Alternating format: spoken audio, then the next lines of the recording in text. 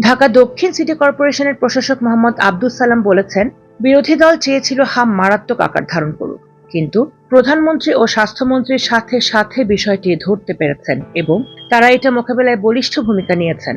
রবিবার 12 এপ্রিল নগর ভবনের ডিএসসিসিতে হাম রুবেলা টিকাদান ক্যাম্পেইন উদ্বোধন অনুষ্ঠানে এসব কথা বলেন তিনি।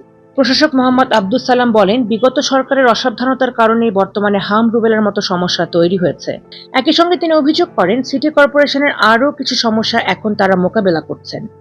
তিনি আরও বলেন, মাঝখানে যদি নিয়মিত রুটিন কার্যক্রমগুলো যথাযথভাবে পরিচালিত হতো, তাহলে বর্তমান সময়ে সরকারের উপর এ ধরনের চাপ সৃষ্টি হতো না। অনুষ্ঠানে প্রধান অতিথি হিসেবে উপস্থিত ছিলেন স্বাস্থ্য ও পরিবার কল্যাণ মন্ত্রণালয়ের মন্ত্রী সর্দার মোহাম্মদ সাখাওয়াত হোসেন বকুল।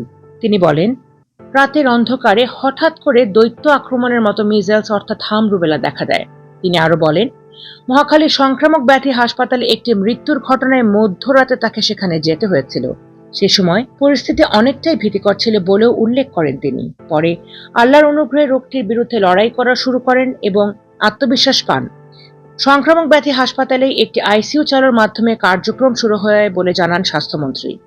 ঢাকা দক্ষিণ সিটি কর্পোরেশন সূত্রে জানা গেছে, হাম রুবেলা টিকাদান ক্যাম্পেইনে তাদের লক্ষ্যমাত্রা নির্ধারণ করা হয়েছে 4 লক্ষাধিক শিশু, প্রায় 4,02,456 জন।